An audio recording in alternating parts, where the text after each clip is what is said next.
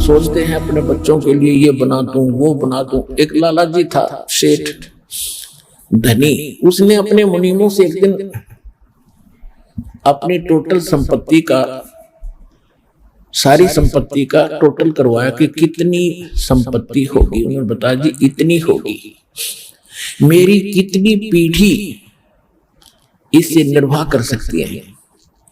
उन्होंने बताया कि जी आपकी 5 पीढ़ी तो बैठा खा सकती है, इतनी संपत्ति आपके पास, धन है।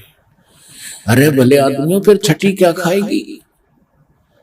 वो छठी क्या खाएगी? और कुछ विधि बताओ। तो उन्होंने कहा जी साधु संत बताते हैं, उनके सत्संग सुनने चाहिए।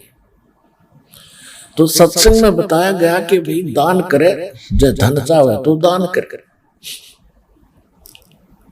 और दान से धन घना मिलता है।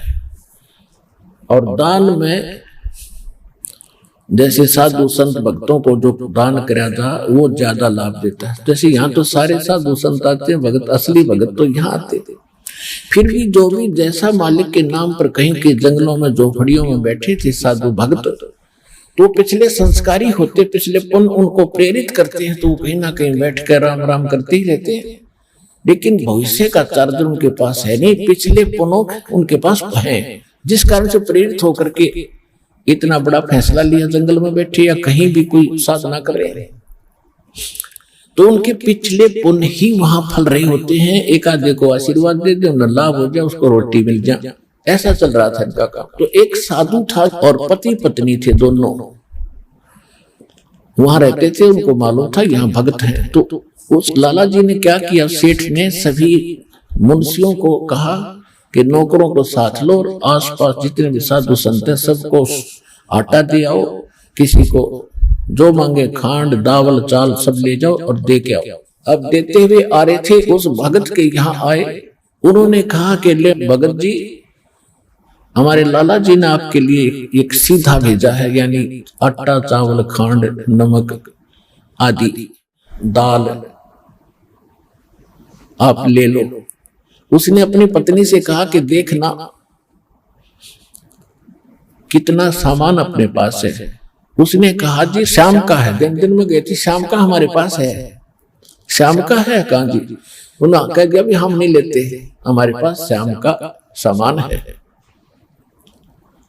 तो उस कहने लगे भगत फिर कल भी खा लियो। बोला कल की कल देखी जाएगी, अब नहीं ले आऊं। बोले कमाल की बात है। उन्होंने नहीं लिया तो वापस लेकर आ गए। वो सेठ ने पूछा तुम देके क्यों नहीं आए? वो एक और वहां भी था, उसने गिन रखे थे, सारे गिनवा रखे थे। उन्होंने कहा जी उन्होंने ये नहीं लिया। क्यों नहीं लिया? उसने ये कहा कि शाम का तो है, सुबह का भगवान और देगा, आप देगा, हम टेंशन नहीं लिया करते।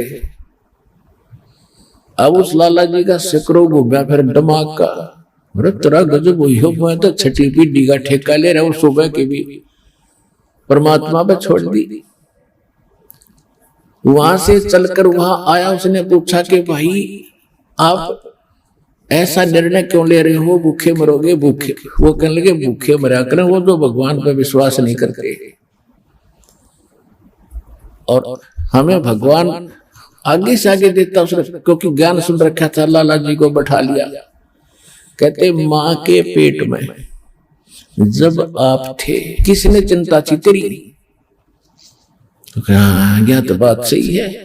जब आप मां के गर्भ से बाहर आए, आपका दांत नहीं थे, आप रोटी चावल आटा नहीं खा सकते थे, और उससे पहले आपकी मां के सतन में दूध भी नहीं था, हक नहीं था। बाहर आते ही बालक कितना चिंतित है, आपको अमृत दूध पिलाया।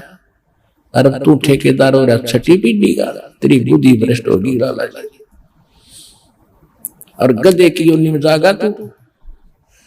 तेने बोला जी क्या करूं मैं, तो मेरे क्या के करो, कोड इकट्ठा कर लिया तने, पाप का भागी तू होकर खाएंगी तेरी पीढ़ी। वो अपनी किस्मत साथ लेकर आएंगी, तेरे भरोसे नहीं है। अब क्या करूं मैं, तो मेरे क्या के बोला इसने बांट दे, धर्म कर दे, तेरी जान बचेगी। तब उस लाला जी ने वो भंडारा शुरू किया, धन भी नहीं बचेगा तेरा। तो कहने का भाव यह है पुण्यात्माओं, हमने हम तो बहुत लंबा चौड़ा हिसाब लाए बैठे हैं, एक पल का भरोसा नहीं। देखो अंत में आपने इस स्थिति में आना पड़ेगा, और जिस स्पीड पर आप चले इसका कोई अंत नहीं।